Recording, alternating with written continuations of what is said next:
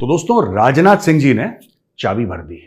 अच्छा, ये core commander की कॉन्फ्रेंस ये सब ये चलती है, फौज भी चाबी भर रही है, फौज भी लाइन ऑफ एक्चुअल कंट्रोल पे प्रेशर बना के रखी है। नहीं किया गया। क्या इंडिया अब अपनी टेरिटरी को लेकर, क्या इंडिया अब लद्दाख के इशू को लेकर सीरियस हो चुका है? और सेकेंडली अगर पाकिस्तान की बात करें तो पाकिस्तान भी एससीओ का मेंबर है। चीन नाराज होगा, चीन भी पलटवार करेगा, करने दो, कोई बात नहीं।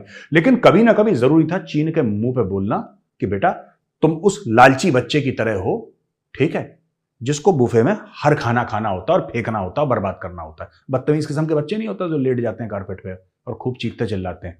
जय हिंद दोस्तों भारत ने इंटरनेशनल मंचों पर फिर से एक बार कुछ ऐसा कर दिया है जिसे देखकर न केवल पाकिस्तान बल्कि पूरी दुनिया में हलचल मच गई है और पूरी दुनिया में भारत के पावर और भारत के वर्चस्व पर ही बातें की जा रही हैं। तो चाइना के ऊपर आते हैं, ये थोड़ा सा हार्ड टॉपिक है जो हम डिस्कस कर रहे हैं, इसे यहाँ पे क्लोज करते हैं। चाइना के हवाले से बात करते हैं। क्या समझते हैं कि चाइना पाकिस्तान को यूज़ करता नज़र नहीं आता, ख़ास तौर पे इंडिया के साथ रिलेशंस के मामले में, कि खुद वो अपनी मीटिंग्स भी कर रहा है, खुद उनके फॉरेन मिनिस्टर हों, उनके डिफेंस मिनिस्टर हों, इंडिया में जा रहे हैं, मीटिंग्स कर रहे हैं, रिलेशन काफ़ी हद तक ट्रेड के मामले में बेहतर हैं। हमारी ट्रेड भी बंद है, हमारे कोई मिनिस्टर भी नहीं जा रहे और हम जो है वो आगे फ्रंट लाइन में हम आए हैं जी, ठीक है। इक्वालिटी बेस पे रिलेशन नहीं है।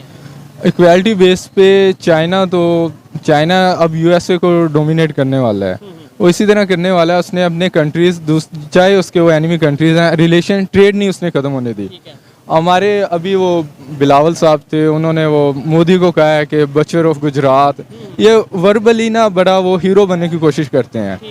ये स्पीचेस इस तरह की तब देते हैं जब इनको इलेक्शन कैंपेन में इनको वोट चाहिए होता है। ठीक हो गया। अभी रिसेंटली जैसे अभी उन्होंने, आपने जिस स्टेटमेंट की बात की है, अभी रिसेंटली शेख रशीद साहब ने भी एक स्टेटमेंट दिया कि हम जो है वो बिरला के मंदिरों में घंटियां बजना बंद हो जाएंगी, ऐसे मसाले हैं, सुने होंगे आपने। ऐसी स्टेटमेंट से होना कुछ भी नहीं, इंडिया का कुछ नहीं होना, हमारा नुकसान नहीं होता, मतलब रिलेशन खराब हो जाना, इंटरनेशनल इमेज खराब हो जाना।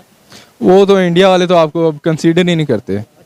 वहाँ पे तो मर्सिडीज बन रही है जो इलेक्ट्रिक चार्ज पे मर्सिडीज है, 890 किलोमीटर वो एक चार्ज पे 850 ऑलमोस्ट 850 या 890 किलोमीटर वो एक चार्ज में कवर करेगी। और पाकिस्तान में यहाँ पे इंडस्ट्रीज बंद हो रही हैं, यहाँ से जो ऑटोमोबाइल कंपनीज हैं वो यहाँ से बाहर जा रही हैं। अब दरअसल हाल ही में एससीओ देशों के डिफेंस मिनिस्टर की मीटिंग हुई और इस दौरान रशिया, चाइना, ईरान के डिफेंस मिनिस्टर इस मीटिंग में सम्मिलित हुए। वहीं पाकिस्तान के डिफेंस मिनिस्टर ने इस मीटिंग को वर्चुअली अटेंड करने की बात कही। इस मीटिंग के शुरू होने से पहले राजनाथ सिंह जी ने अलग अलग देशों के डिफेंस मिनिस्टर के साथ हाथ मिला उनका भारत में स्वागत किया, लेकिन राजनाथ सिंह जी ने यहाँ पर चाइना के डिफेंस मिनिस्टर के साथ हाथ नहीं मिलाया और इस बात से उनका यहाँ पर क्लियर कहना था कि जब तक चाइना के साथ हमारा एलओसी का जो विवाद है वो खत्म नहीं हो जाता, हमारी चाइना से कोई भी दोस्ती नहीं रहेगी। अब यह दरअसल चाइना की गाल पर एक बहुत ही बड़ा थप्पड़ था और इसे पूरी दुनिया ने देखा है। चाइना और भारत के इस मुद्दे को लेकर पूरी दुनिया में डिस्कशन किया जा रहा है और राजनाथ सिंह जी के इस तरह के बिहेव को देखकर चाइना को ये क्लियर मैसेज जाता है कि अगर चाइना अपने फालतू के काम नहीं छोड़ता तो भारत यहाँ पर कुछ भी कर सकता है। साथ ही साथ एक न्यूज पाकिस्तान की तरफ से भी निकल कर आई, जहाँ पर आज से तकरीबन 50 दिन पहले ही एससीओ देशों के जो डिफेंस मिनिस्टर हैं उनको इस मीटिंग के लिए इनविटेशन दे दिया गया था, लेकिन आज तक भी पाकिस्तान ये डिसाइड नहीं कर पाया कि जो पाकिस्तान के डिफेंस मिनिस्टर हैं ख्वाजा आसिफ, वो यहाँ पर आएंगे या फिर नहीं आएंगे। और फाइनली 50 दिन के बाद भी जो पाकिस्तान का जवाब आया उसमें यही सुनने को मिला कि जो उनके डिफेंस मिनिस्टर हैं ख्वाजा आसिफ, वो भारत नहीं आएंगे बल्कि वर्चुअली इस मीटिंग को अटेंड करेंगे। खैर ये सारी चीजें सोचने की क्षमता तो एक देश में होनी ही चाहिए कि कौन सी चीज से उनको फायदा होने वाला है और कौन सी चीज से उनको घाटा होने वाला है, लेकिन पाकिस्तान के जो मिनिस्टर हैं वो बिल्कुल ही आप समझ सकते हो कि किस प्रकार के हैं कि वो ये सारी चीजें सोच ही नहीं पाते। राजनाथ सिंह जी ने चाबी भर दी। अच्छा, ये कोर कमांडर की कॉन्फ्रेंस ये सब ये चलती है, फौज भी चाबी भर रही है, फौज भी लाइन ऑफ एक्चुअल कंट्रोल पे प्रेशर बना के रखी है चाइनीज पे। चाइनीज कह रहे हैं साहब हम इंडियन आर्मी पे प्रेशर बनाएंगे, इंडियन आर्मी कह रही है नहीं, एयरफोर्स वहां पे अपनी सॉर्टीज उड़ा रही है, और नेवी भी जो है इंडियन नेवी, ठीक है, वो भी अग्रेसिव पेट्रोलिंग कर रही है। तो तीनों आर्मी, नेवी और एयरफोर्स लगे पड़े हैं। यहां पे मीटिंग होती है इंडिया के डिफेंस मिनिस्टर और चाइना के डिफेंस मिनिस्टर की, भाई स्टैंड ऑफ के बारे में, लाइन ऑफ एक्चुअल कंट्रोल में साहब आपने वायलेट करा, आपने वायलेट करा, वो तू मैं की लड़ाई काफी टाइम से चल रही है। Fact of the matter is कि जो चाइनीज हैं वो तो समझते हैं पूरा लद्दाख हमारा है, वो तो समझते हैं पूरा अरुणाचल हमारा है, वो रूस का समझते हैं कि व्लादिवोस्टॉक पूरा उनका है, जो रूस का वो ताइवान अपने को। तो दुनिया में कोई ऐसा देश नहीं है, ठीक है, जिसको चीनी अपना नहीं मानते। तो उसी तरीके से हरकतें भी करते हैं और यहां पे हमने उनका बैंड बजा रखा है। खैर, राजनाथ सिंह जी ने कमाल कर दिया। अच्छा, Rajnath Singh ji is a very soft spoken, जिसको कहते हैं ना तमीज से बात करने वाले, बड़े सोफिस्टिकेटेड किस्म के शख्स हैं। लेकिन यार, every man has a threshold. मुझे लगता है राजनाथ सिंह जी भी इरिटेट हो गए और मोदी सरकार की तरफ से एक पैगाम है और बड़ा स्ट्रिक्ट, बड़ा सख्त किस्म का एक बयान दिया है भारत ने चाइनीज डिफेंस मिनिस्टर को। बोला कि नहीं, अब फौजियों को नहीं, जो इनका डिफेंस मिनिस्टर आएगा ना उसको समझाएंगे। अब मैं आपको देता हूं इन्होंने बोला क्या है। India has sent a strong message to China during the first meeting of defence ministers of the two nations since the Galwan. ये पहली मीटिंग है गलवान के बाद दोनों देशों के डिफेंस मिनिस्टर की। और राजनाथ सिंह जी ने यह बोला है कि violation of existing agreements has eroded the entire basis of bilateral relations.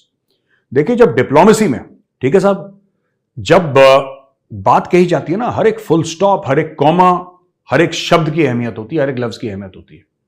ऐसे ही नहीं कहा दिया जाता। अब देखिए इसमें बोला क्या है, violation of existing agreements.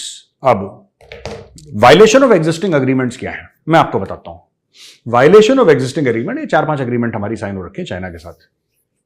Violation of existing agreement का यह मतलब नहीं है कि चीन चढ़ दौड़ा हमारे ऊपर।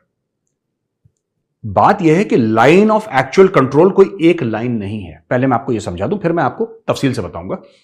एक लाइन नहीं है। जैसे माना कि ये इस तरफ चीन है, तिब्बत कह लीजिए, इस तरफ चीन है और इस तरफ भारत है, राइट। चीन कहता है कि ये वाला एरिया हम मानते हैं इसको लाइन ऑफ एक्चुअल कंट्रोल, चीन इसको लाइन ऑफ एक्चुअल कंट्रोल मानता है। आप समझ रहे हैं, हम इसको लाइन ऑफ एक्चुअल कंट्रोल मानते हैं, चीन इसको मानता है, और दोनों एक लाइन ऑफ एक्चुअल कंट्रोल को नहीं मानते। जब भी भारत उधर जाता है तो चीन कहते हैं भारत अंदर आने की कोशिश कर रहा है। जब चीन लाइन ऑफ एक्चुअल कंट्रोल, जिसको हम लोग मानते हैं लाइन ऑफ एक्चुअल कंट्रोल, बिल्कुल वहां तक आ जाता है, बिल्कुल लाइन ऑफ एक्चुअल कंट्रोल पे बिल्कुल खड़ा हो जाता है उसके सामने, तब हम लोग कहते हैं कि चाइना वायलेट करने की कोशिश कर रहा है।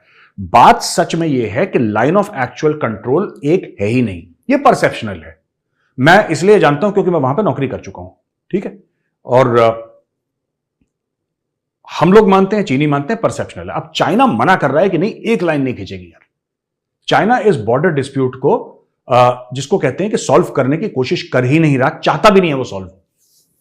क्योंकि चाइना अगर मान जाएगा कि लाइन ऑफ एक्चुअल कंट्रोल ये है, इसका मतलब चाइना ये भी कह रहा है कि फिर अरुणाचल चीन का नहीं है, लद्दाख चीन का नहीं है। वो तो चाहता ही दोनों राज्य, उत्तराखंड भी चाहता है वो, ठीक है। वो हिमाचल की भी टेरिटरी चाहता है थोड़ी बहुत, लाहौल स्पीति, वो हर चीज चाहता है। चीन हर चीज चाहता है। वो एक लालची बच्चा होता है ना, जो बुफे में जाता है शादी के और उसको हर चीज खानी होती है, चाहे वो बर्बाद कर दे, वो चीनी उस लालची बच्चे के जैसा है। लेकिन अब पाकिस्तान और चाइना के इन कामों पर आपका क्या कहना है, आप मुझे नीचे कमेंट में जरूर बताइए। और अगर आपको ये वीडियो अच्छी लगी है तो प्लीज से चैनल को सब्सक्राइब करके बेल आइकन भी दबा लीजिए। साथ ही साथ आप हमें इंस्टाग्राम पर भी फॉलो कर लीजिए, इसकी लिंक आपको डिस्क्रिप्शन में मिल जाएगी। तो मिलेंगे एक नई वीडियो में, तब तक के लिए जय हिंद, वंदे मातरम।